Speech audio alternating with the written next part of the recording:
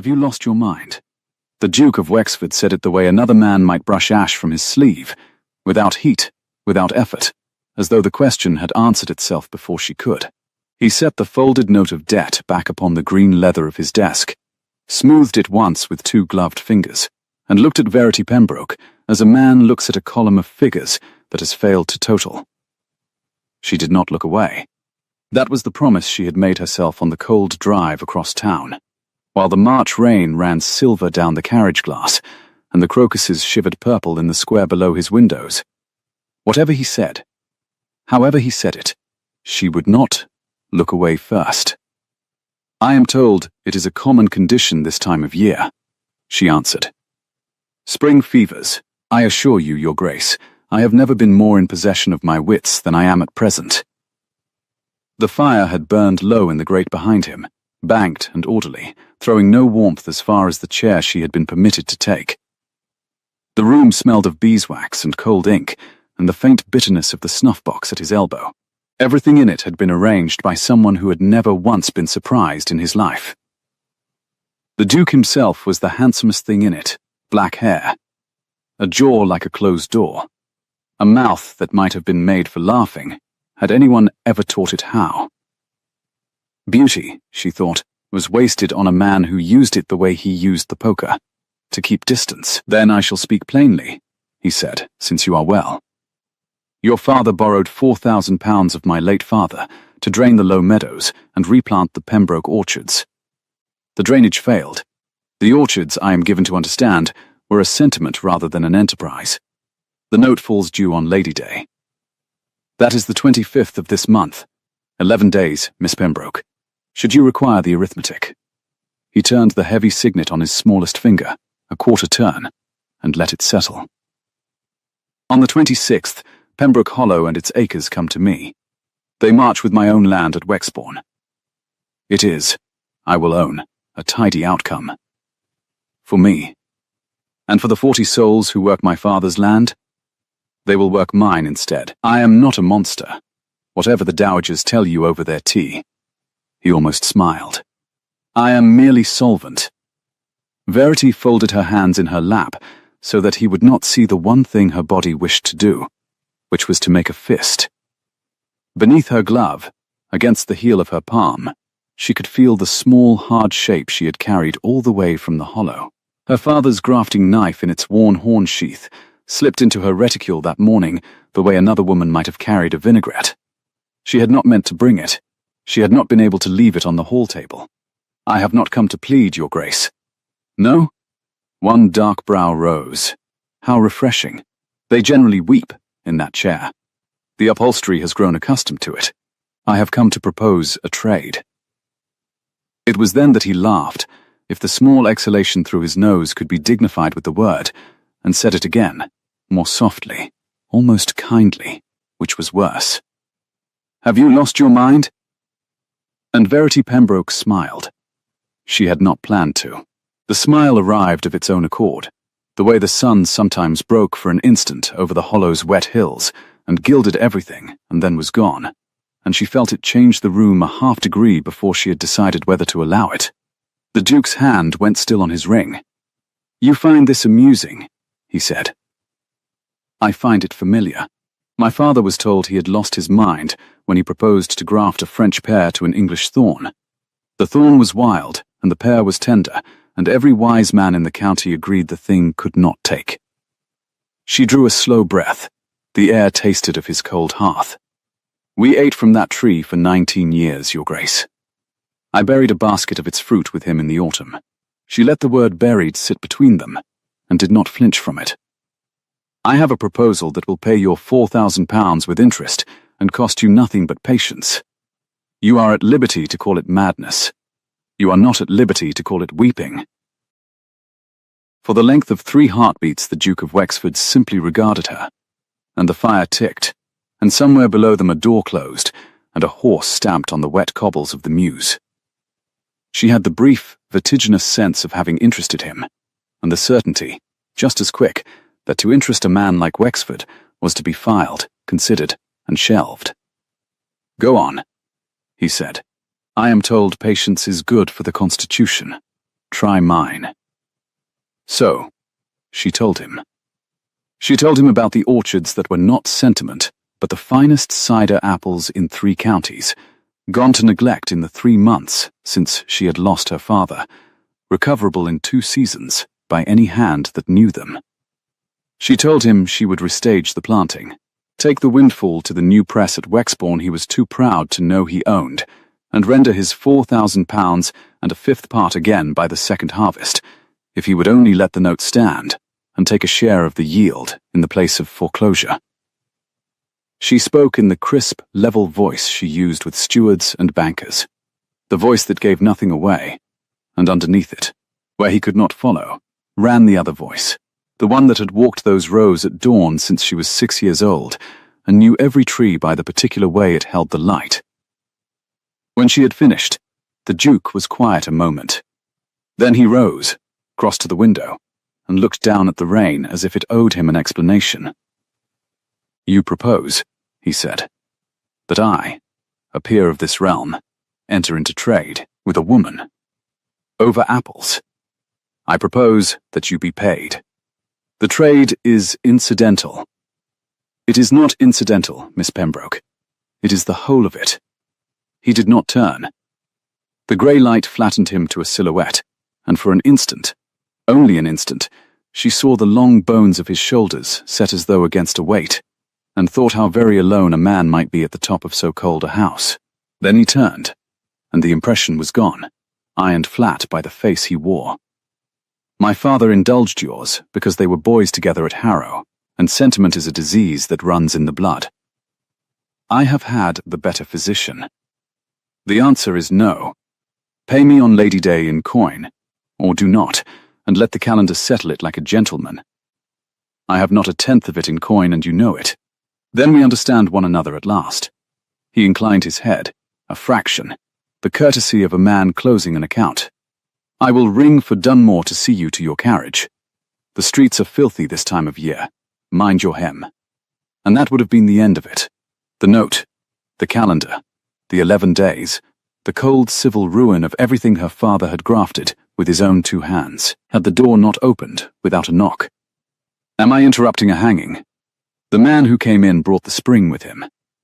That was Verity's first disordered thought, that he had walked straight up from the country and not bothered to shed it, that there was mud drying on his boots and weather in his coat, and the green smell of cut hedge clinging to him, where his brother smelled of beeswax and ash. He was younger than the Duke, broad through the shoulder in a way that had been earned rather than tailored, and where Wexford was a closed door, this man was a window left carelessly open. He had the same black hair. He wore it like a different man entirely.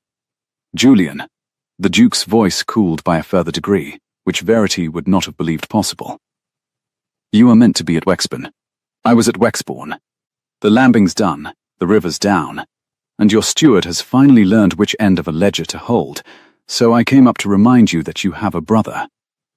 Lord Julian Carroway's gaze had already found Verity, and it stayed there, not the appraising flick his brother had given her, but a frank, surprised attention, as though she were the one unexpected thing in a room he knew too well. "Forgive me. I did not know you had company." Halloway said the morning room, but the morning room was empty, and the study door was. He stopped. Something in the arrangement of the scene reached him, the note on the desk, the cold chair, her spine. "Ah," he said, more quietly. "Pembroke business." "You know it?" Verity asked, before she could weigh whether she ought. "I know your hills, Miss Pembroke. I know them better than I know half my brother's drawing rooms." Julian crossed to the desk and looked down at the note without touching it, and his jaw did a small thing she would later learn to read. "Wexbourne and the Hollow share 4 miles of wall. I have ridden the boundary every spring since I was a boy. Your father planted a pear against a thorn on the south slope that has no business living, and lives anyway. I ate one off the wall in September, the week before." He glanced at her. "I am sorry for your loss. I did not write. I should have." "You ate a Pembroke pear," she said, and heard her own composure crack along one fine seam. "I have eaten a great many, I have been trespassing in your orchard for the better part of my life. The corner of his mouth moved. You may add it to the note. Julian. The single word came down like a sash window. The Duke had come away from the glass. He stood very straight. And the two brothers faced each other across the green desk. And Verity understood all at once that she had walked into a war older than her £4,000, and that the note in front of her was only the latest weapon to hand. Miss Pembroke was leaving. Her affairs are settled. Are they? Julian did not look away from his brother. Settled how? In the customary way. The calendar will have the land on the 26th. For a moment, Lord Julian said nothing at all. Then he picked up the note, actually picked it up, against every rule of his brother's house, and read it through, his thumb moving once across the broken seal. And Verity watched the warmth go out of his face, and something steadier and older come into it. The look of a man taking the measure of a wall he means to climb. £4,000, he said, for the best cider land between here and the Marches, the press at Wexbourne standing idle, and 40 good tenants who voted your candidate in at the last by-election, Crispin, when you could not be troubled to canvass them yourself. He set the note down with great care, exactly where it had lain. You would foreclose on that. For tidiness. I would foreclose on it, the Duke said, because it is owed, and because sentiment is precisely the indulgence that put a coronet on our father's head and very nearly took the roof off it. You were too young to remember the bailiffs. I was not. I will not have them at this door, again, because a man cannot say no to an old friend's daughter and her basket of apples. She is not asking you to say yes to apples. She is offering to pay you. In promises, in labour and yield, which is how every honest fortune in this country was ever made, including the one you are sitting on. Julian's voice had dropped, but it had not softened. It had hardened the way water hardens, clear and cold and immovable. You scoff at her. I heard you through the door.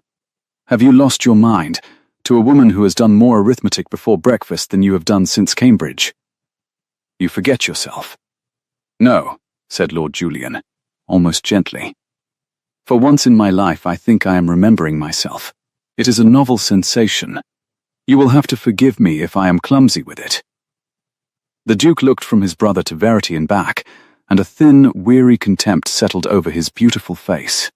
The contempt, she thought, of a man who had expected to be disappointed and was gratified to be proven right. She has 11 days, he said to Julian, as though she had left the room. If she finds £4,000 in 11 days, the note is discharged, and she may keep her thorns and her sentiment, and graft them to her heart's content. If she does not, the land is mine. Those are the terms. They are the only terms. I should be obliged if you would both now allow me to conduct my correspondence in the privacy for which I pay a very great deal of money. He rang the bell. He did not raise his voice. He did not need to. Verity rose. She gathered the small, heavy weight of her reticule against her palm, and she made the Duke of Wexford a curtsy of exactly the depth his rank required, and not 1 degree more, and she said, in the level voice that gave nothing away, 11 days, Your Grace. I shall not waste your upholstery. She felt, rather than saw, Lord Julian's eyes follow her to the door. The rain had thinned to a fine grey drift by the time Dunmore handed her down the wet steps, and the square smelled of soaked earth and coal smoke and, faintly, impossibly, of green, of the crocuses bruising open along the railings, of London insisting on spring against all the evidence. Mrs. Croft was waiting in the carriage with the rug across her knees and a hot brick gone tepid at her feet, and she took one look at Verity's face and pressed her lips together. Well, said Mrs. Croft, I needn't ask whether His Grace was charming. His Grace, said Verity, settling onto the cold squabs, was solvent. He was at considerable pains to tell me so. Solvent, her late mother's friend, sniffed and snapped the carriage blind down against the drizzle. There's a word men learnt to say, when kind grew too heavy to carry. Your father, the Lord rest him, was never solvent a day in his life, and there was always a fire in his grate, and a guest at his table. She tucked the rug more firmly over Verity's lap, a small, fierce gesture, and her voice gentled the way it did when she thought no one would hold her to it. 11 days, was it? I heard the footman. 11 days. The carriage lurched forward over the cobbles. The city slid grey and weeping past the glass. Verity unclasped her reticule and drew out the grafting knife and turned it over in her gloved hands, the horn sheath worn pale, where her father's thumb had rubbed it smooth across 30 years of springs. £4,000. She had perhaps 300 in the funds. A string of her mother's garnets that would fetch 50 more, and an orchard that would not bear coin until 2 Augusts had come and gone. The sum did not total. It had not totaled at midnight, and it did not total now, and the Duke had been right about that much, which was the cruelty of him. He was so very often right about the small things that one forgot to ask whether he was wrong about the large. And underneath the arithmetic, where the other voice lived, she was standing on the south slope in September light with a man's words in her ears. Your father planted a pear against a thorn that has no business living, and lives anyway. She had not known anyone else had seen it. She had thought herself the only living soul who walked those rows and understood them, and to learn that a stranger had been eating her father's impossible fruit off the wall for the better part of his life, year after year, unannounced. It undid something in her that the Duke's contempt had left perfectly intact. Miss Verity. Mrs. Croft was watching her. What is that face? Nothing. The cold. She slid the knife away. Drive on, Croft. I must write to the bank, and to Mr. Aldous about the press. And I must think. But she had not been thinking of the bank, and they both knew it, and the carriage rolled on into the wet, bright ruin of the afternoon, while 11 days ticked quietly down toward Lady Day. He came to Half Moon Street the next morning. Before the chocolate was cold, she had not expected him. She had expected, if anything, a curt note from the Duke's solicitor, some further refinement of the screw. And so when Mrs. Croft put her head round the parlour door, with an expression caught between scandal and delight, and said, Lord Julian Carroway, and no card, and mud to the knee, Verity set down her pen with a care that surprised her, and found that her heart had begun, quite without permission, to keep faster time. He filled the doorway of the little hired parlour the way he had filled his brother's study. Too much weather, too much shoulder, an open window in a closed season. He had clearly come on horseback through the morning streets. There was rain in his hair and a high colour from the cold, and he stood turning his hat in his hands, with the air of a man who has ridden to a decision faster than he can defend it. Miss Pembroke, forgive the hour, and the boots, and the fact that I have brought no chaperone, no card, and no good manners whatever. Your Mrs. Croft will sit in the corner and frown at me, which is precisely what she ought to do. He glanced at the older woman, who had indeed taken up a station by the window with her work-basket, and an expression of magnificent disapproval. I have come to say a thing, and if I do not say it badly, and at once I shall lose my nerve, and say it well and too late. Then say it, my lord. Verity remained standing. The grafting knife lay on the writing desk at her elbow, where she had set it down the night before. I have, as you may recall, 10 days to lose my mind in. I cannot spare much of one to courtesy. That startled a short laugh out of him, and the laugh was the most dangerous thing about him. It was entirely without cruelty, and she had grown so accustomed in one day to its opposite that the lack of it nearly buckled her knees. 10 days to find £4,000 you do not have, against a man who will not bend. Over land you will lose to him whatever you do. Unless... He stopped. He set his hat down on the chair, deliberately, as a man lays down a card he cannot take back. Unless the land is no longer yours to lose. Unless it has come, by perfectly lawful means, into the hands of someone my brother cannot touch. And who, said Verity slowly, would that someone be? My mother left me Marbury, and the 400 a year that goes with it, free of the entail and free of Crispin, because she trusted him with the dukedom, and trusted me, I think, with the parts of it worth keeping. Julian's dark eyes did not leave her face. It is not £4,000 in my pocket, Miss Pembroke, but it is credit enough to clear your father's note before Lady Day, and a name my brother dare not foreclose upon, without making himself a byword from here to the marches. Wexford will not ruin a caraway. He has spent 30 years teaching the world that we do not crack. He drew a breath, and for the first time the steadiness wavered, and underneath it she saw something younger and far more frightening than confidence. Hope. I am asking whether you will marry me. By special license, within the week, before the calendar can settle anything like a gentleman. I want your orchard, Miss Pembroke. I have wanted a thing of my own to build for longer than I can decently say. And I think you want a partner more than you want a rescuer. And I have no wish to be the second when I might be the first. The fire shifted in the grate. Mrs. Croft's needle had stopped entirely. Outside, a costermonger was crying violets along the wet street, the first of the season, his voice rising thin and hopeful through the glass. Verity looked at the grafting knife on the desk, at the horn worn pale by a vanished thumb, and then at the impossible man standing in her parlour with mud to his knee and his whole reckless heart in his face, offering her the one outcome no wise person in London would call anything but madness. And she felt the smile begin again, low and certain, the way the sun broke over the hollow's wet hills. You understand, she said, that your brother told me, not one day ago, that I had lost my mind. I was there, said Lord Julian. I have been thinking about your answer ever since. My answer, said Verity Pembroke, and reached for the knife, and closed her hand around it the way her father had taught her to take hold of a living thing she meant to keep, is that I should very much like to hear how a special license is got. Sit down, my lord. Croft the chocolate. We have a great deal to decide, and 10 days in which to decide it, and I find I have not lost my mind after all. She set the knife down between them on the table, blade sheathed, an offering and a bargain both. I have only just begun to use it. Mrs. Croft brought the chocolate in a pot that had been her late mistress's, and set it down between them with the air of a woman laying out terms of surrender, and took up her station by the window again, where she could frown at the back of Lord Julian's neck. The cups steamed. The violet seller's cry had moved off down the street and faded under the rattle of a dray.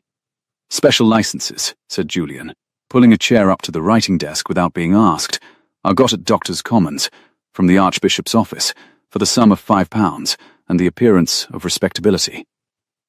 The first I have. The second we shall have to manufacture between us. He turned one of the cups upright and looked at it with frank suspicion. Is this the very small sort of chocolate, or may a man drink it? You may drink it. I make no promises beyond that. Verity sat, drawing the cup toward her, and did not touch it.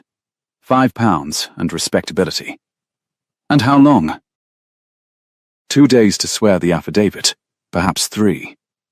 Then we are married whenever and wherever we please.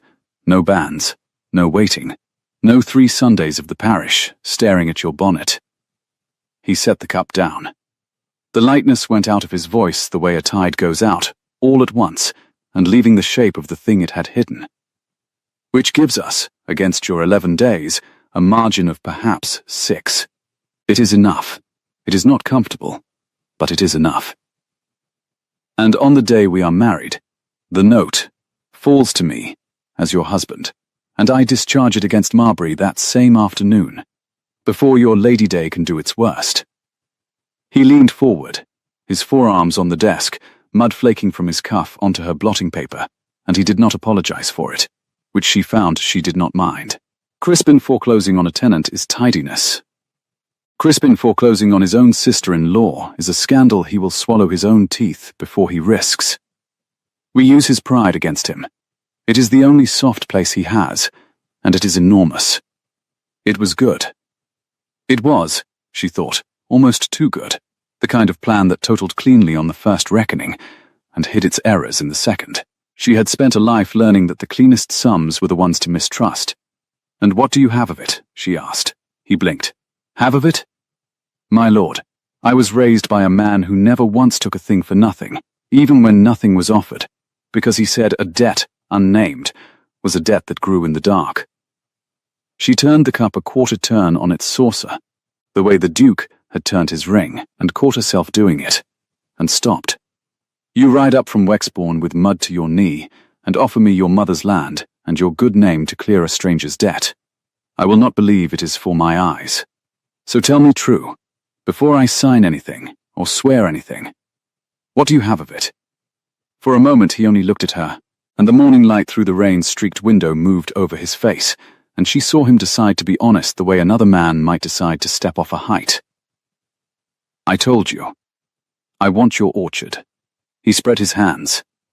"That is the whole of it, and it is shabbier than rescue, which is why I led with rescue. I am 21 years a younger son, Miss Pembroke. I have managed Wexbourne since I was 19, and Crispin signs the rents and takes the credit and calls me his steward to his friends when he is feeling fond. I have made that land yield a third again what it did, and not one rod of it will ever be mine. Your hollow could be. We could be." His jaw did the small thing she had marked in the study. "I would rather build a thing badly with a partner than manage a great estate well for a man who thinks me a sort of superior bailiff. That is what I have of it. It is selfish to the bone. I thought you would prefer it to a saint." "I do," said Verity, and was alarmed by how much she meant it. Mrs. Croft's needle resumed by the window, a small dry tick, like a clock that had decided to approve. The first complication came not by the door, but by the window, the following afternoon, in the shape of a footman in Wexford livery, picking his way across the wet street, with a salver held flat against the drizzle. Verity watched him come from the parlour glass, her pen gone still over the letter to Mr. Aldous about the press. She knew the livery, that particular cold blue, the silver lace, and she knew, before Mrs. Croft brought the card up, whose hand would be on it. It was not the Duke's hand. It was a copperplate she did not know, and the card beneath it, engraved, fine, smelling faintly of orris root, the Lady Sybil Ash. And below, in the unknown copperplate, 2 lines. Lady Sybil presents her compliments to Miss Pembroke, and would be glad of half an hour, on a matter touching the family of Carraway, this afternoon at 4. "Carraway," said Mrs. Croft, reading over her shoulder without the least shame. "That's quick. He's not had his banns dispensed a full day, and the vultures are circling already." She straightened. "Who is she, when she's at home?" "I do not know." Verity turned the card over. Nothing on the back but the cold smell of the scent. "But she writes touching the family of Carraway, as a woman writes touching a debt of mine.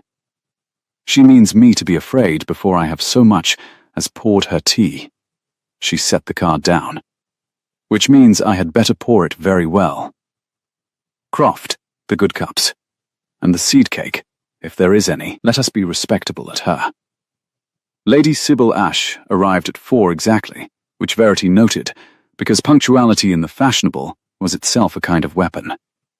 She was beautiful in the way the Duke was beautiful, beauty kept like plate, polished and locked, and brought out to overawe, perhaps 30, in a pelisse the deep violet of the season's first crocus. Her dark hair dressed close beneath a bonnet that had cost more than the garnets. She took the offered chair without appearing to lower herself into it. She looked at the hired parlour, at the seed cake, at the worn nap of Verity's morning gown, and she catalogued it all in the time it took to draw off one lavender glove. And she smiled. "How brave of you to receive me," she said, with no notice at all. "I should have died of the disarrangement. But then you country people are made of stronger stuff. It is the air, I am told." "It is the rent," said Verity, pouring. "We cannot afford to faint. Sugar, Lady Sybil?" A flicker, there and gone, behind the lovely eyes. 3. She took the cup. She did not drink. "I shall be plain, Miss Pembroke, since plainness seems to be your fashion. I have known Julian Carraway since we were children. Our mothers planned, between them, a thing that mothers plan. You take my meaning. There was an understanding. Not a contract. The Carraways do not contract their younger sons like cattle, but an understanding, of long standing, which I had every reason to believe held, until I learnt this morning, from his own brother, that he means to marry an apple farmer's daughter by special license inside the week." The fire ticked. Verity kept her face the level surface she gave to bankers, and underneath it something cold turned over. "And the Duke told you this," she said. "The Duke is distressed. He has too much delicacy to say so, but a woman feels these things." Lady Sybil set her untouched cup aside. "Julian is impetuous. He has always been impetuous. It is the half of his charm and the whole of his ruin. He sees a thing in trouble, and he must rescue it. A lame horse, a poacher's brat, a hedge planted wrong. It is generous. It is also a kind of appetite, and it passes. Miss Pembroke, it always passes, and what is left when it has passed is a younger son with 400 a year, and a wife the ton will not receive." She drew her glove back on, finger by finger. "I came to do you a kindness. Take the rescue. Let him clear your wretched note, by all means, and then release him, before the license, before the thing is past mending, and let him return to the life and the people he was bred for. You will have your land, he will have his name. And I, the smile again, perfect and cold, I shall think rather well of you, which you may find is worth a good deal more than 4 miles of cider wall." Verity set down the pot. Her hand, she was pleased to find, was steady. "You have told me a great many things, Lady Sybil," she said. "You have told me that you have an understanding that is not a contract, which is to say no understanding at all that a man is bound by. You have told me Lord Julian rescues lame things and tires of them, which I shall remember, and weigh, and ask him to his face, because I am not in the habit of buying a man's character second-hand from a woman who wants him. And you have told me the Duke is distressed." She rose, and Lady Sybil, surprised into it, rose with her. "That last is the only thing you have said that interests me. His Grace told me to my face that I had lost my mind, and to mind my hem on the steps. A man so very composed does not send a beautiful woman across town to frighten an apple farmer out of a wedding, unless the wedding frightens him. I am obliged to you. You have shown me I am not so weak a hand as I feared." She moved to the door and opened it herself. "Croft will see you down. Mind the steps, Lady Sybil. The streets are filthy this time of year." When the violet police had swept out and the street door had closed, Mrs. Croft came in slowly and stood looking at the abandoned cup with its 3 sugars dissolving untouched. "You'll ask him then," she said, "about the understanding." "I shall ask him everything," said Verity. But she was looking at the card in her hand, touching the family of Caraway, and the cold thing in her had not turned back over, and she thought, "The Duke is distressed." It was the first crack she had found in him. She did not yet know whether it was a way in, or a trap with the door left open on purpose. She went to Wexford House the next morning to ask the Duke a question she had no right to ask, because she had learned long ago that the surest way to find the shape of a man's fear was to walk straight up to it and knock. He would not see her. Of course he would not. She had not expected it. She had counted on the not seeing, because a man who refuses you must first be told you are there, and being told takes time, and time in a great cold house is a thing one may use. Halloway, the under-butler, left her standing in the marble hall while he went to be refused on her behalf, and the hall was very quiet. February cold, still though it was nearly Lady Day, the chamber fires unlit at this hour, her breath faintly visible, the smell of stone and old smoke and beeswax. And through a door left an inch ajar across the hall, the library, she thought, by the gilt of the bindings, she saw the Duke of Wexford, alone, not knowing himself seen. He was standing at a long table with a miniature in his hand, a small thing, oval, the kind a lady wears at her throat or a gentleman keeps in a breast pocket against the years. He had it flat on his palm, and he was looking down at it the way she had looked at the grafting knife in the carriage, and his thumb moved once across the painted face, slow, as though he had forgotten it was his own hand that moved. The closed door of his jaw had come open. For one moment, the handsomest man in London looked like a boy who had lost something in a house too large to search. Then a clock struck the half-hour, somewhere deep in the house, and his hand closed over the miniature, and the door of his face shut, and Verity stepped back from the threshold and turned her attention with great care to the buttons of her glove. Halloway returned.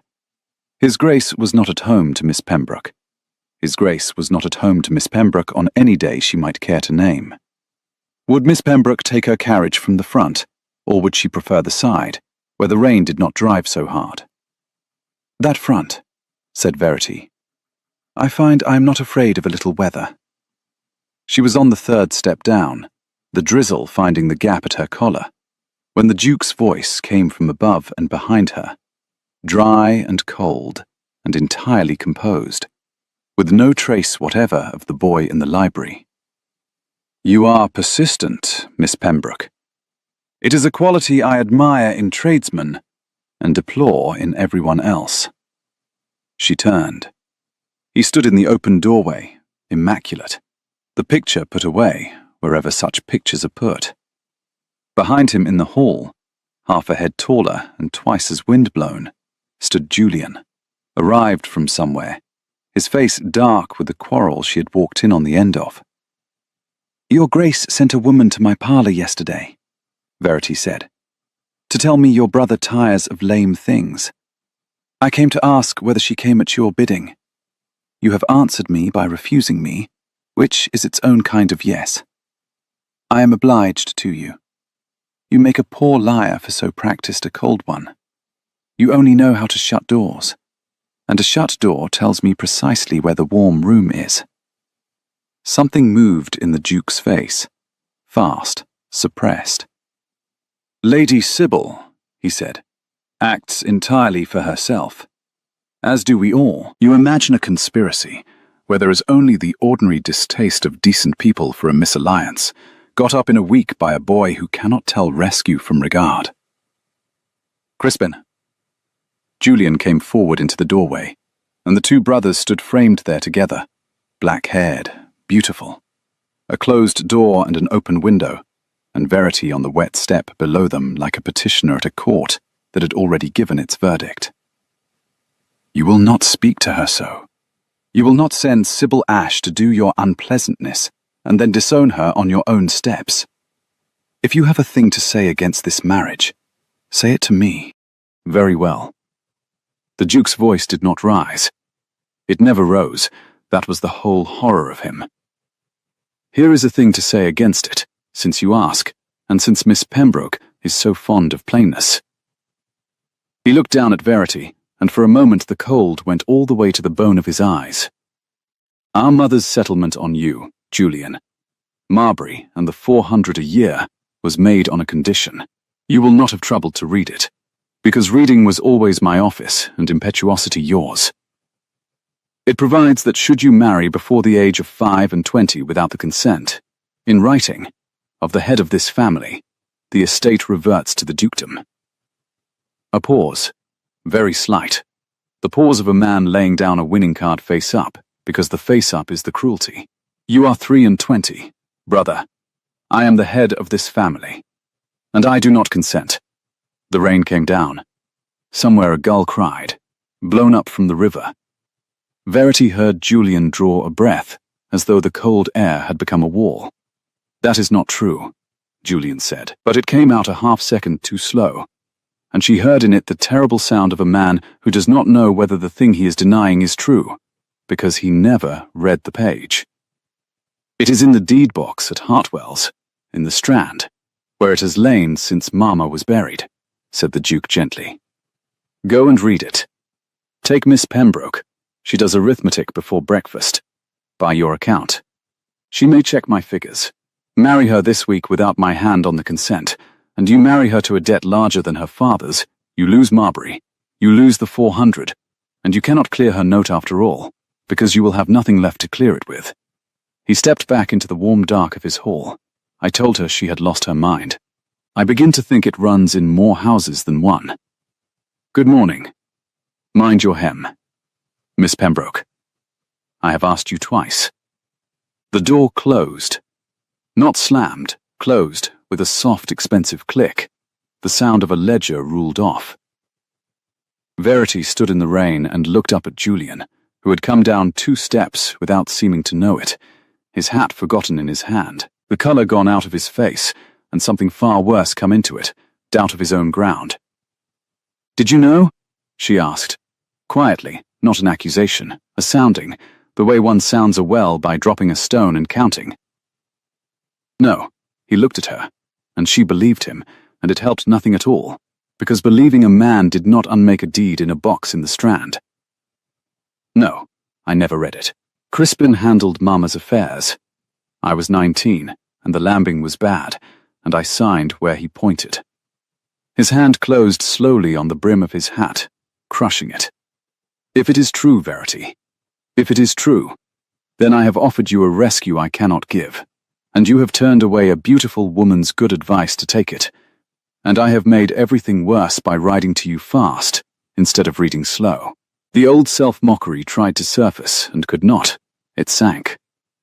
"I have spent my whole life being told I am the impetuous one. I always thought it a slander.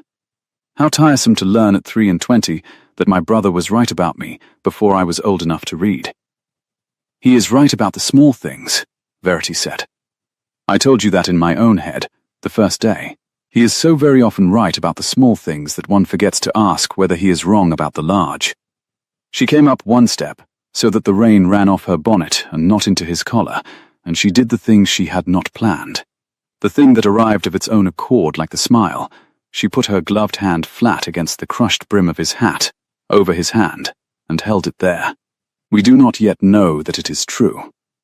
We know that he wishes us to believe it true, this morning, on his steps, in the rain, when we have 8 days left and no time to read. A man who holds a winning card does not always show it. Sometimes he shows you a card and lets you believe it is the winning one, so that you will throw down your hand." Julian looked at her hand on his. "And if it is the winning card, then we shall need another game." She took her hand back, because Halloway was watching from the area railing, and Mrs. Croft's notions of respectability were not to be tried past endurance. "Hartwell's, in the Strand. You said it yourself. Go and read it slow." "I shall read it with you.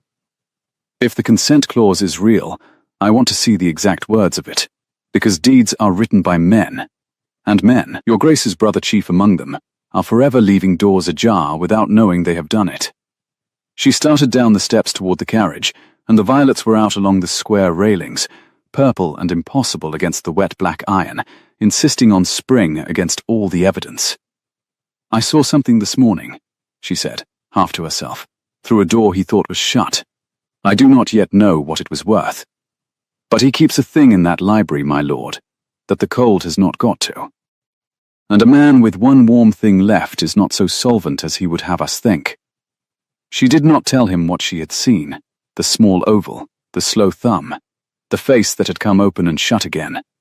She did not, she found, know yet whose it was, and a thing half seen was a thing best carried in the pocket a while, like a grafting knife, like a stone for sounding wells. She handed herself up into the carriage before the footman could reach her, and Mrs. Croft took one look at her face and pressed her lips together and said nothing at all, which from Mrs. Croft was a kind of roar. "The Strand, Croft," said Verity. "Hartwell's, the deed attorneys. And tell the man to spring 'em. We have 8 days, and a clause to read, and a brother who has just made one mistake." "Which mistake is that?" The carriage lurched forward over the wet cobbles, and the grey city slid weeping past the glass, and somewhere behind them in the cold house, a man stood alone in a library, with a door he had thought shut, holding the one thing he had not been able to leave on the table. "He let me see he was afraid," said Verity Pembroke, and turned the grafting knife over once in her gloved hand, and did not smile. Not yet. Drive on. Hartwell's, the deed attorneys, kept a narrow house off the Strand, wedged between a print seller's window and a chop-house, so that the smell of roasting mutton rose through the floorboards and married the dust of 40 years of parchment until the very air tasted of other people's secrets. A clerk named Mr. Pring led them up a stair that complained at every tread, his candle throwing their shadows huge across the wainscot, and unlocked a low room lined floor to ceiling with japanned deed boxes, each lettered in flaking gilt with the name of a family that had trusted this cold place with the shape of its future. "Carraway," said Mr. Pring, running a dry finger along a shelf. "Carraway, here, the Dowager's box, my lord, came to us the spring she was buried, and has not been opened but twice since." He lifted down a black box the length of a forearm and set it on the baize, and the lid gave up a breath of must and old lavender that stopped Julian where he stood. "Twice," Verity said. She had marked the word the way she marked a figure that did not belong in a column. "When was the second time, Mr. Pring?" The clerk blinked at her, then at Julian, uncertain to whom a tradesman's daughter's question was properly addressed. "Why, Tuesday last, miss, His Grace himself. He had the box up the better part of an hour, and sealed it again with his own ring. I'd not have mentioned it, but as his lordship is named in the deed, there's no impropriety. None, at all," said Verity. "Pray, the candle nearer." The deed was a great sheet folded in four, the ink gone brown, the Dowager's seal a wafer of cracked red at the foot. Julian spread it under the flame and read in silence, his lips moving once at the turn of the page, and Verity watched the thing she had dreaded on the steps in the rain do its slow work on his face. The draining, the steadiness, arriving too late to be of any use. "Read it aloud," she said gently. "All of it. I want the words, not your face." He read, "Provided always, that if my son Julian Carraway shall marry before attaining the age of 25 years, without the consent in writing, under the hand and seal of the head of the family of Wexford, first had and obtained, then the estate of Marbury, with its rents and appurtenances, shall revert wholly to the dukedom, and the said Julian shall take nothing thereby." He laid it down. The candle hissed in the draught from the stair. Word for word as he said it. "I never read it. I have ridden past Marbury 1,000 times and called it mine in my own head, and it was never mine, it was a leash. Verity, with my name worked into the collar." She did not let herself feel it yet. Feeling was a thing one did later, in the dark, when the arithmetic was done. She drew the deed toward her and read it again herself, slowly, the way her father had taught her to read a graft, not for what it said, but for where it had been made to bleed. Under the hand and seal of the head of the family, she murmured, "First had and obtained. It does not say freely given, my lord. It does not say willingly. It says obtained, as a thing is got." She tapped the line with one gloved finger. "A door left ajar.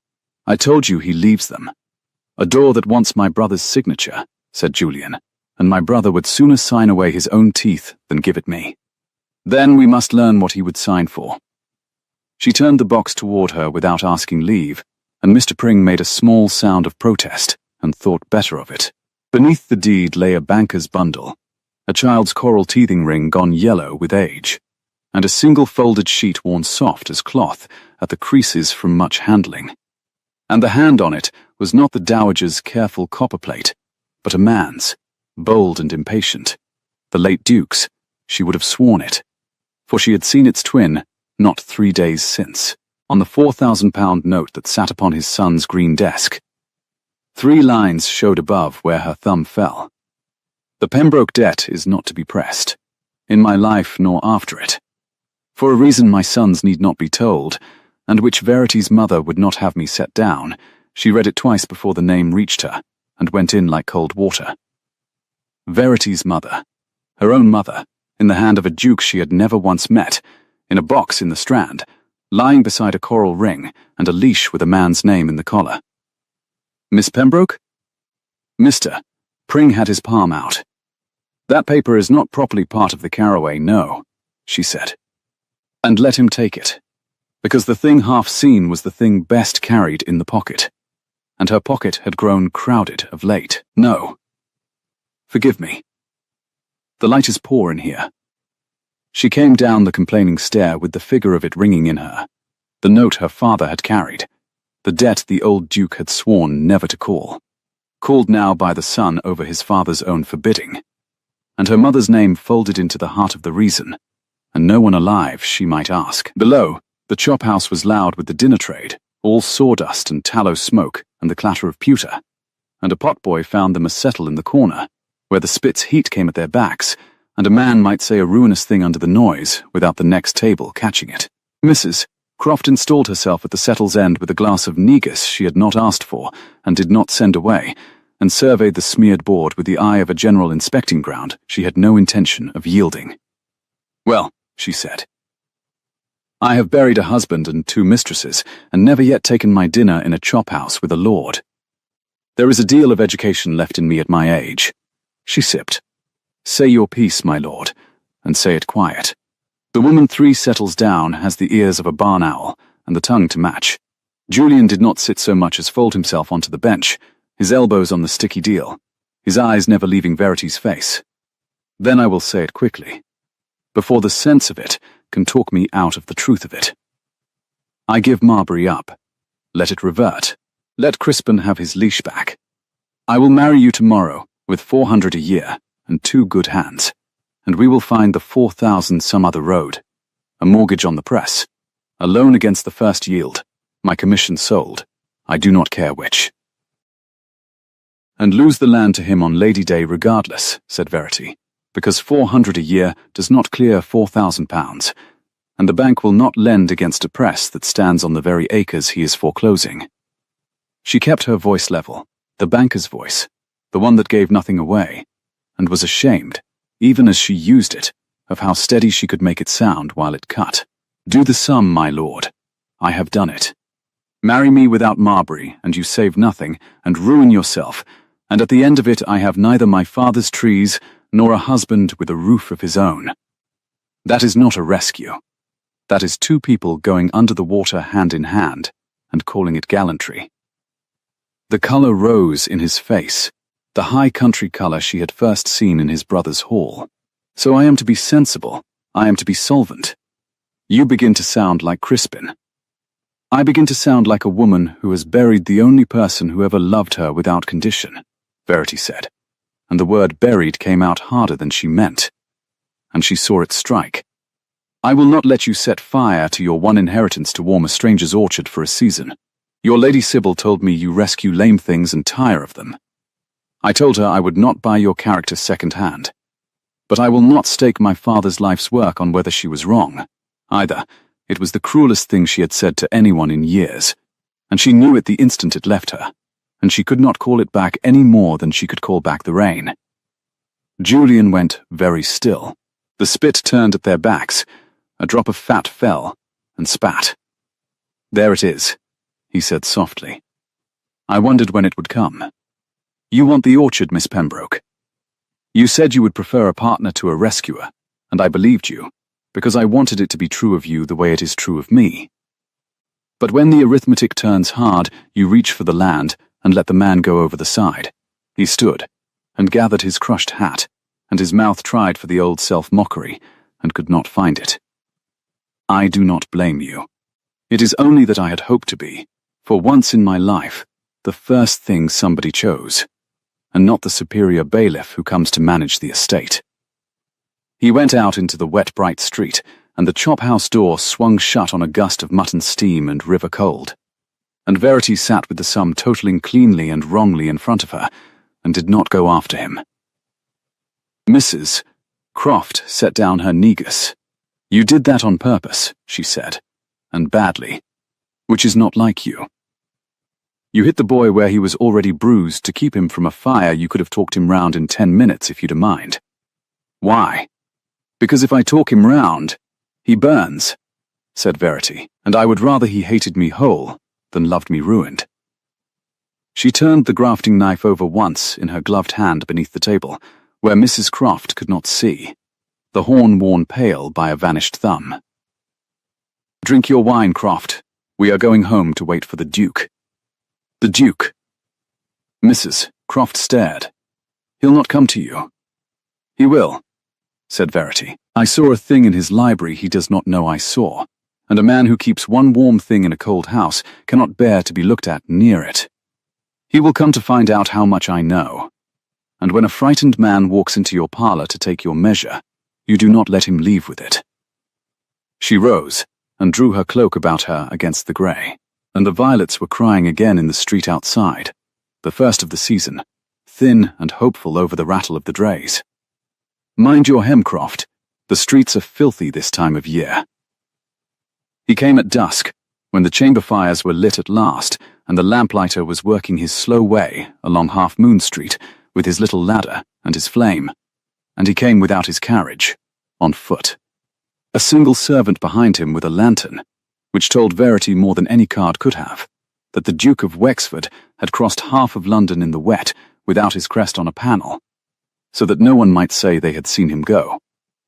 Mrs. Croft showed him in, and took her station at the window, with her work-basket and an expression that would have curdled cream. And the Duke stood in the small hired parlour, and made it look smaller, immaculate in a black greatcoat beaded with rain, his face the closed door she remembered. "You are not surprised to see me," he said. "No, Your Grace. Will you sit?" The chair has grown accustomed to ruined people. It will not mind you. A muscle moved at the corner of his jaw, not a smile, the ghost of where one might once have lived. He did not sit. "I have come to make you an offer, and to make it once.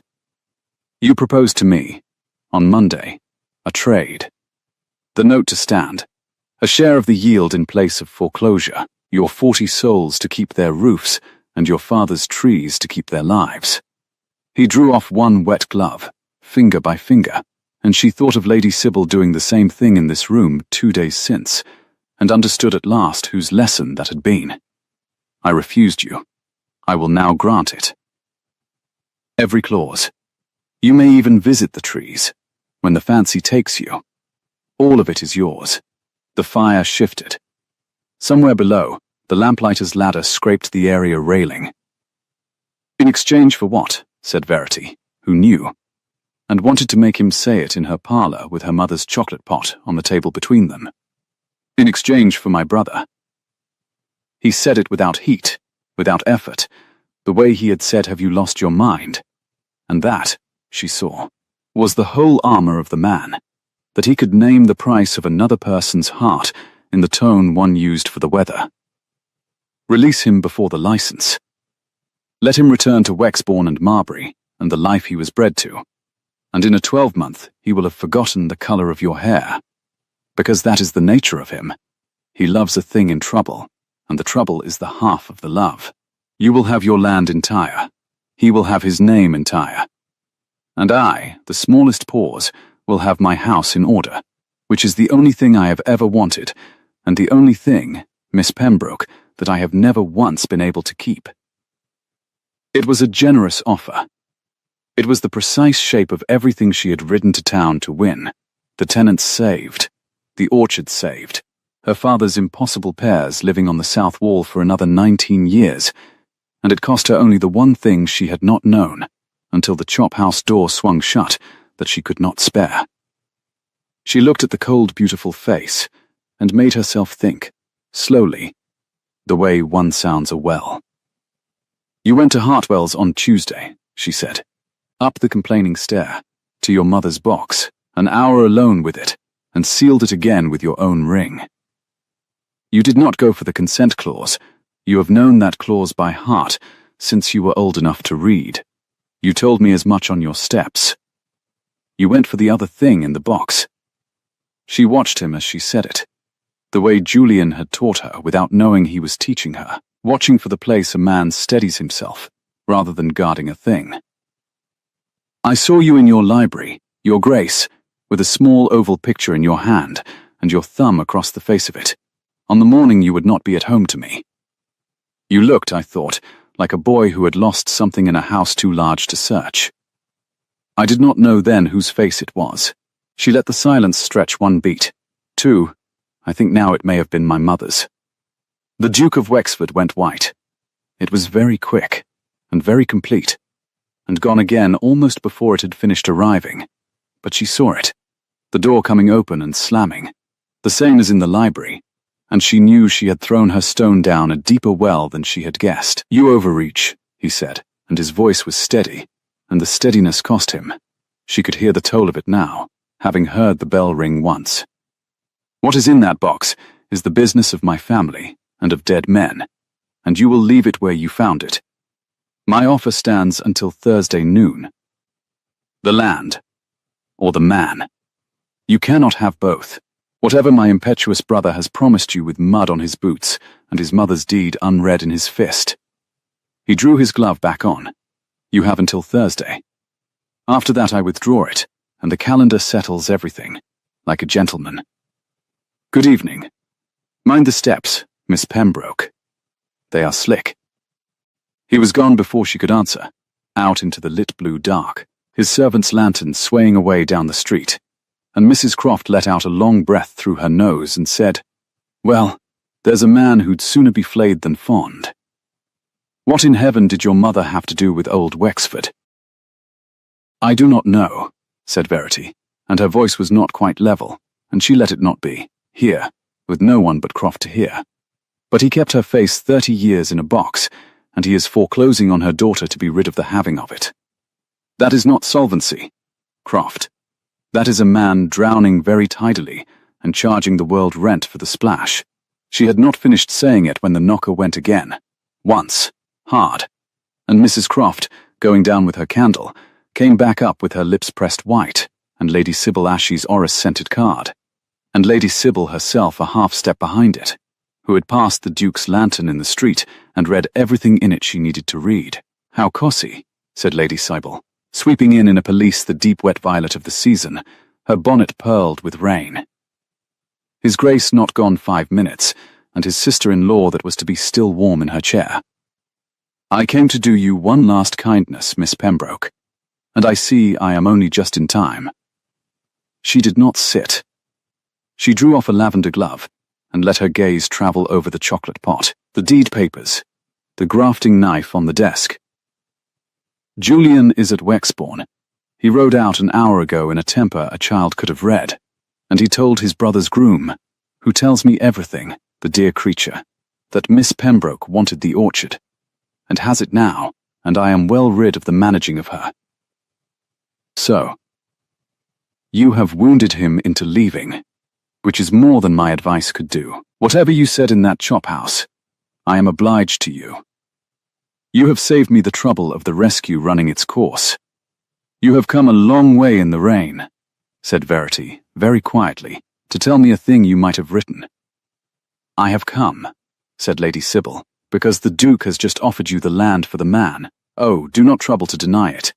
His face when he passed my chair told the whole of it, and I wished to be standing here when you took it. You will take it, Miss Pembroke. You are a sensible woman, and the sensible thing is the land.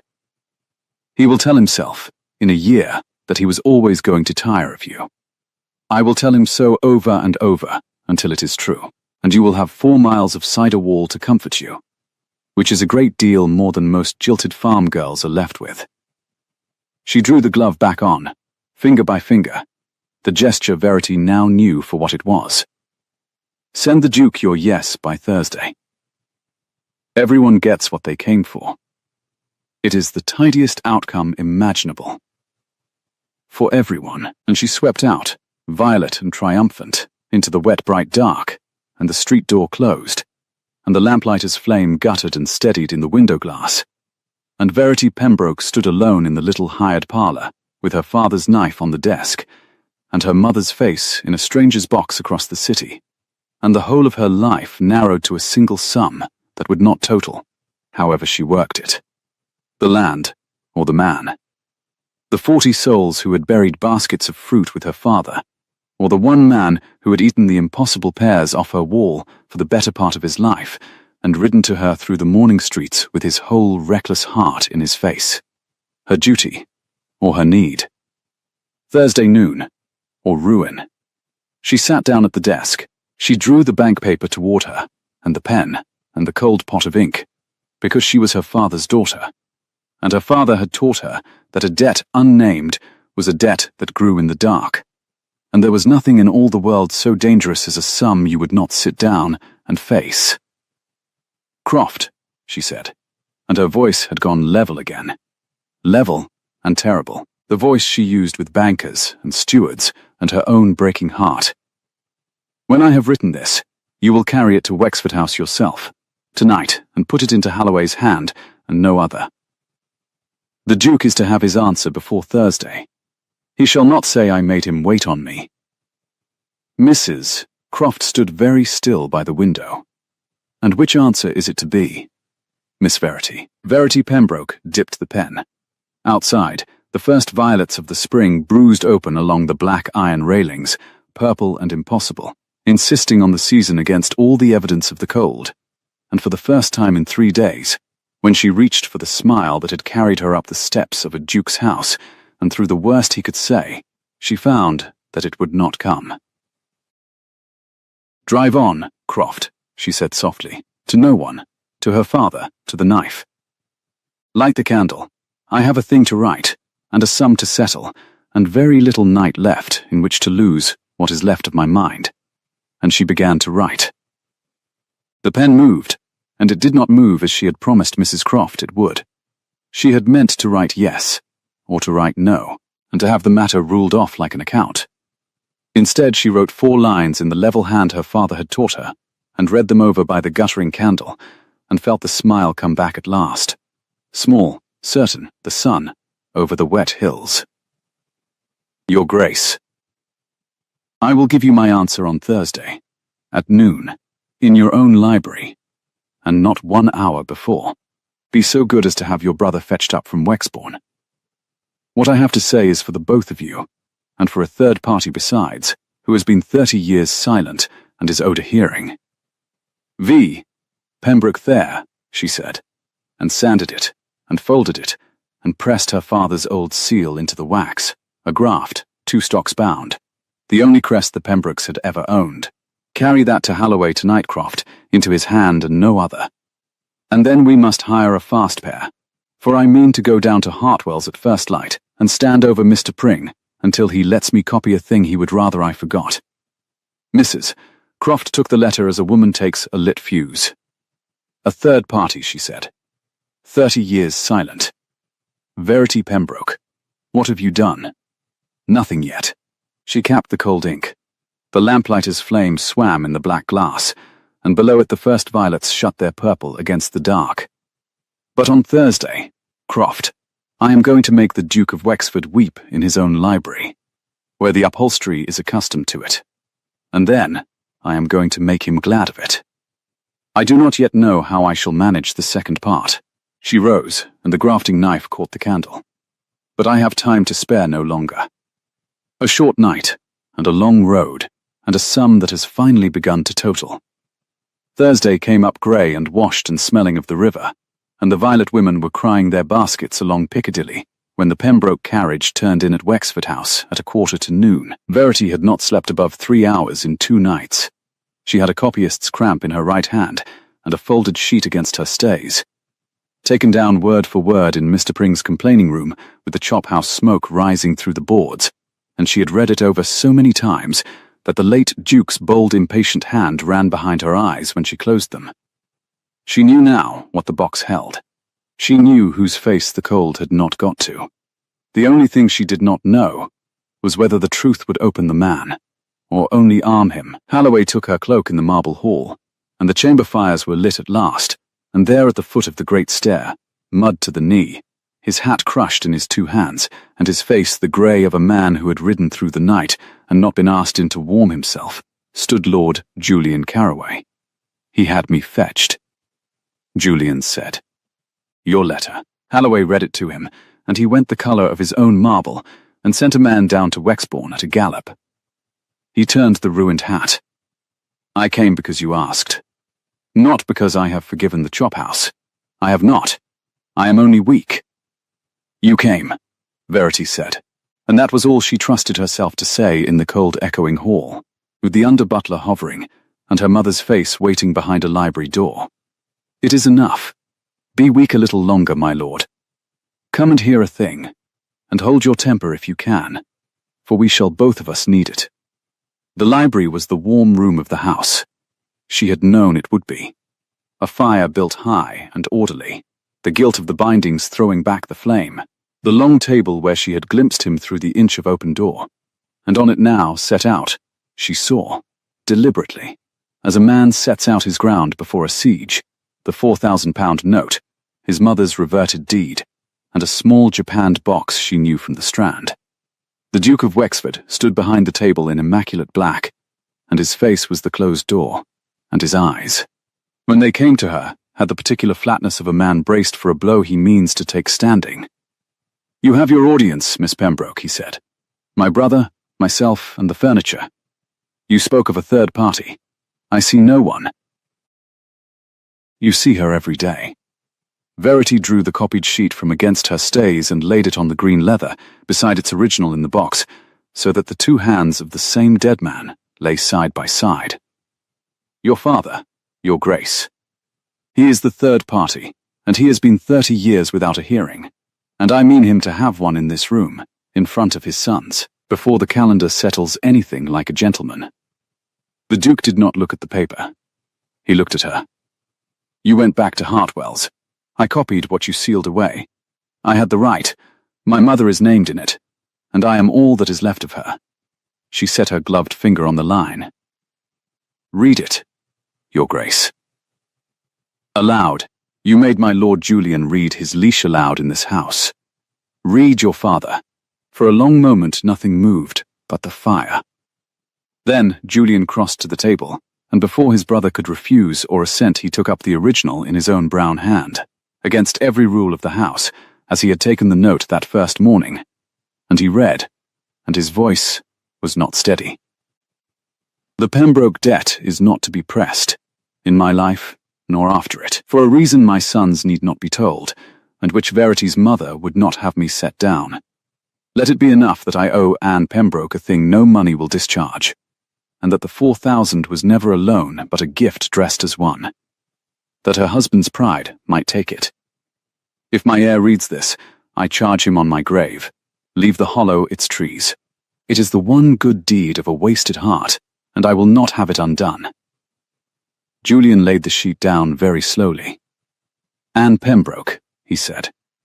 "Your mother. Crispin, what is this?" The Duke of Wexford had gone white, the quick, complete whiteness she had seen twice now, the door coming open. But this time it did not slam. He put out one hand and steadied himself on the back of his chair, two fingers spread on the leather, and Verity, watching the way Julian had taught her, read it not as composure, but as a man holding to the only solid thing in a room that had begun to tilt. "My father," he said, and stopped, and began again lower. "My father loved your mother, Miss Pembroke. Before either of them was married, they were neighbours. He was at Harrow with your father, and he brought him home one summer, and your mother chose the friend, and not the lord, which no one in this family has ever managed to forgive her, least of all the man she refused." He drew breath. "He carried her likeness 30 years. I found it the week we buried him. I found this letter beside it, and I have hated that small painted face, Miss Pembroke, with a steadiness that has frightened me. Because my mother went to her own long rest believing herself second in her husband's heart, and she was right, and I watched her know it, year on year, in this house, and there was nothing I could do but keep the accounts and shut the doors.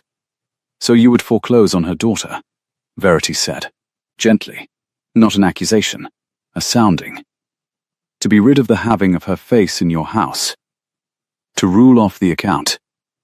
His voice cracked clean across the middle, and he let it, and that was the most terrible and the most human thing she had yet seen him do. To close the one ledger my father forbade me to close. I told myself it was tidiness. I told you it was solvency. It was neither. It was a son trying to win, at last, a quarrel with a man past quarrelling, by taking the trees he begged me to leave. He looked at the miniature where it lay in the open box, the oval no bigger than a plum, and his thumb moved toward it and stopped. "I have been a very long time alone in this house, Miss Pembroke, with the warmest thing in it being a face I am not permitted to love, and cannot bring myself to put on the fire." The fire ticked. Somewhere below a horse stamped on the wet cobbles of the mews, and a violet woman's cry came thin and hopeful through the glass. And Verity understood that she had brought the man to the place she had aimed at, across 3 sleepless nights, and that to leave him there, broken behind his table, would be the cruelest solvency of all. "Then put it down," she said. not on the fire. Here, she turned the box a quarter on the leather, so that her mother's painted face looked up at all three of them at once.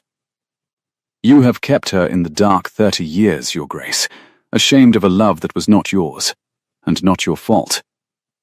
I am her daughter, and I tell you she was worth the carrying. She married for love, and she ate from an impossible tree for 19 years, and she taught me to take hold of a living thing I mean to keep. Your father did one good deed with a wasted heart. Do not make his son's last act the undoing of it. Julian had not moved through any of it. He stood with the leash deed in his fist, and his eyes going from his brother to the small, bright face and back. And now he set the deed down and said, "Lo, Crispin, the consent. Mama's clause. You held it over me on the steps to drive her off. Was that the quarrel too? Was I the trees?" "You were the thing I could still control," the Duke said, "in a house where I had controlled nothing that mattered. Yes, I held the clause, because holding it was the only power left me, and because I had decided, watching you ride to her with mud on your boots, that you would tire of her as the world tires of everything warm. And I would be proved right, and being right is the one comfort I have ever been able to keep." He passed a hand across his face, and when it came away the closed door had not shut again. It hung open on the boy in the library.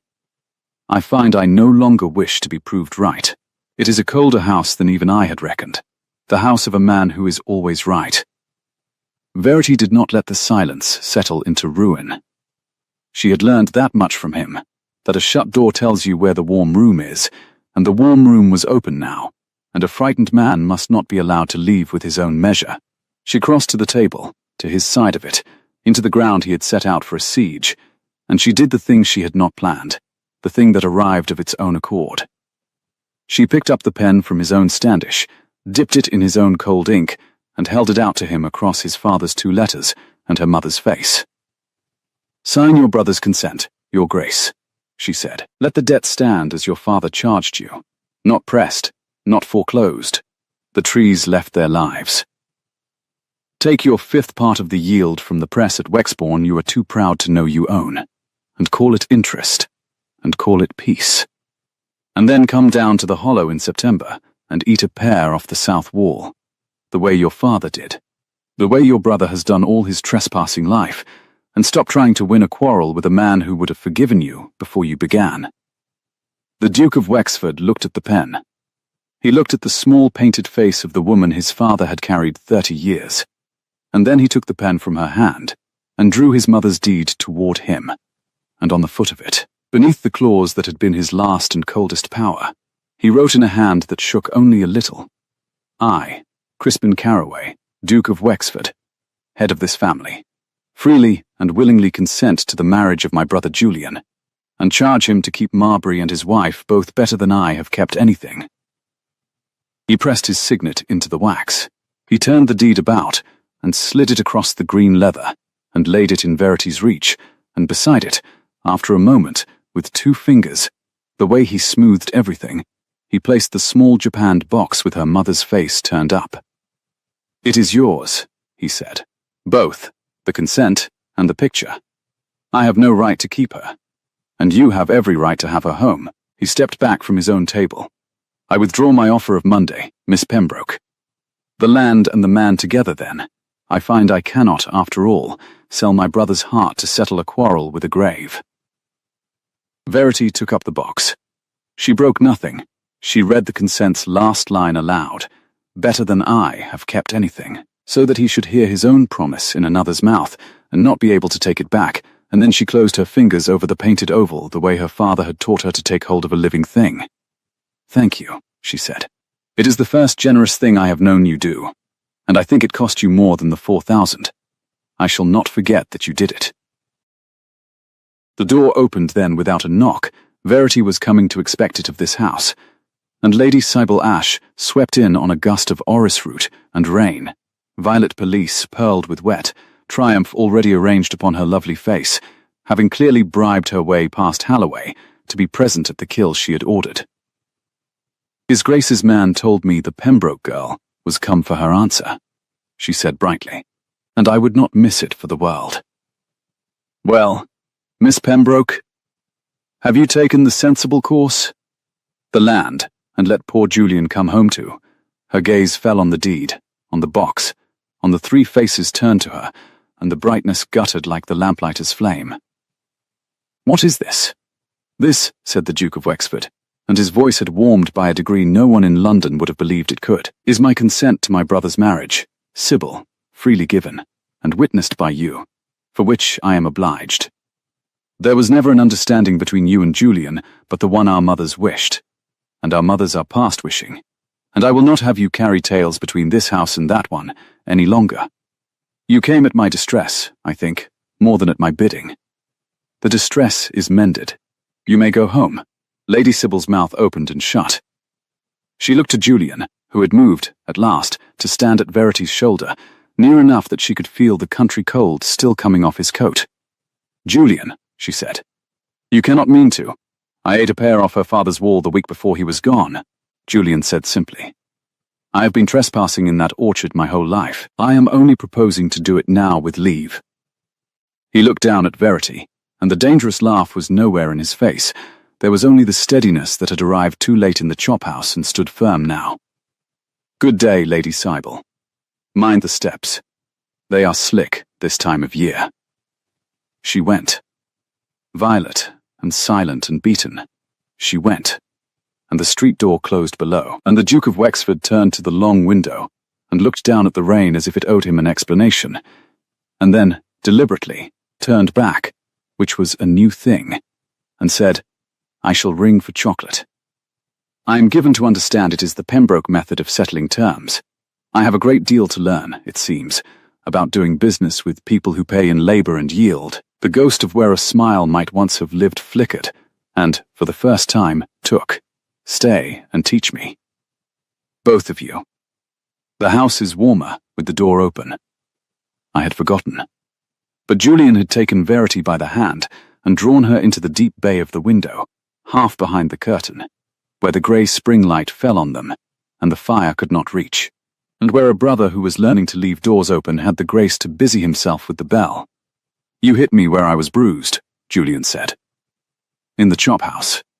On purpose, and badly. You said you would rather I hated you whole than loved you ruined. I have had 3 days to be furious about it. His thumb moved over her knuckles, slow, the way another man had moved his over a painted face, and one night on the road to understand it. You were saving me from a fire. You have spent your whole life saving things, the trees, the tenants, your father's knife, a stranger's husband from his own gallantry. You are so very good at it that you forgot to let anyone save you. I do not need saving, Verity said, and heard her own composure crack along its one fine seam. I have told you. I wanted a partner, not a rescuer. I know. I have not come to rescue you. He turned her hand over, opened her gloved fingers, and looked at the small worn shape she carried even here, even now, the grafting knife in its horn sheath, slipped against her palm that morning, the way another woman might carry a vinaigrette. I have come to be grafted to you, a wild thorn and a tender pear, your father said.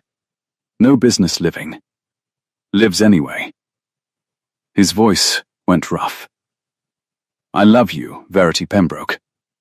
I have loved you, I think, since you smiled at my brother when he told you that you had lost your mind. I want your orchard. I want your terrible level banker's voice. I want 40 years of doing the arithmetic with you before breakfast, and being wrong and being corrected. I am asking again, with leave this time, and a roof of my own to bring you. Will you have me? Verity Pembroke looked at the man in her hand and the knife in his, and the smile that had carried her up the steps of a duke's house came back full and certain and stayed. You understand, she said, that the whole of London will call it madness. A younger son and an apple farmer's daughter, married by special license in a fortnight, over a debt and a box of paint. I was there, said Julian. The first time you were called mad. I have been thinking about your answer ever since. My answer, said Verity, and closed his fingers around the horn sheath, and her own around his, the two stocks bound, is yes. By spring. Before the calendar can settle anything like a gentleman. and she lifted her face. And in the grey light of the window, with his brother ringing for chocolate at her back and her mother's likeness warm in her other hand, she let Julian Carroway kiss her. Once. Careful. The green smell of cut hedge and country rain closing over the cold beeswax of that great house like the season, insisting on itself against all the evidence. They were married 11 days later, on the very Lady Day the note had been meant to fall, in the small grey church at the foot of the Hollow's wet hills, with the hawthorn breaking white along the light gate and the orchard's first blossoms standing pink and impossible against the new green. Mrs. Croft cried and pretended it was the wind. The 40 souls who had buried baskets of fruit with her father came in their Sunday wool and stood at the back and wept without pretending anything. And the Duke of Wexford, who had given his consent freely and his arm to the bride at the church door because there was no one else to give it, came down from London in a plain carriage with no crest on the panel, and stood through the whole of it with his hat in his hand and the closed door of his face open the entire time. He stayed 3 days. He walked the south slope with Verity in the thin spring sun, and she showed him the pair his father's friend had grafted to the wild thorn, the one that had no business living and lived anyway. And she watched the handsomest man in England reach up and turn a green fruit knot in his fingers, gentle, as a man turns a thing he has decided at last to keep. He gave the 4,000 to take the shame off your father's pride, the Duke said. I shall give the press to take it off yours. A wedding gift. You will say it is too much. It is not enough. Nothing is. But it is a door I can open, and I am practicing. He turned the small green knot loose, unbruised. Send me word in September. I find I should like to eat a pear off this wall, the way he did. I have a great deal of catching up to do, in the matter of warm things. Mind your hem, your grace, Verity said, for the mud was deep in the rose, and the Duke of Wexford laughed. Actually laughed, a rough, unpracticed sound, like a hinge that had not been asked to move in 30 years and found it still could. That September they pressed the first true crop in 19 years, and the cider ran amber, and the press at Wexbourne sang from dawn, and Crispin came down and ate a pear off the south wall, and kept, of all the things in that house, the one his father had begged him to leave. Julian managed nothing for anyone ever again. He built, badly and gladly, and in partnership, a thing of his own. And Verity Pembroke that was, sitting of an evening in a kitchen with a fire in the grate and a guest at the table. Her mother's small painted face hung at last in the light where it belonged, took out her father's grafting knife from its horn-sheath worn pale by a vanished thumb, and laid it on the scrubbed deal between herself and her husband, blade-sheathed, an offering and a bargain both, and reached across, in the warm, for his hand. If this story warmed your evening, stay a moment longer by the fire with me, and if you've ever taken hold of an impossible thing the whole world told you to let go, and held on anyway, tell me about it in the comments below. I read every one. Subscribe and ring the bell so you'll be here when the next tale begins. And until then, mind your hem, dear friend. The roads are filthy this time of year, but the violets are out, and spring keeps its promises after all.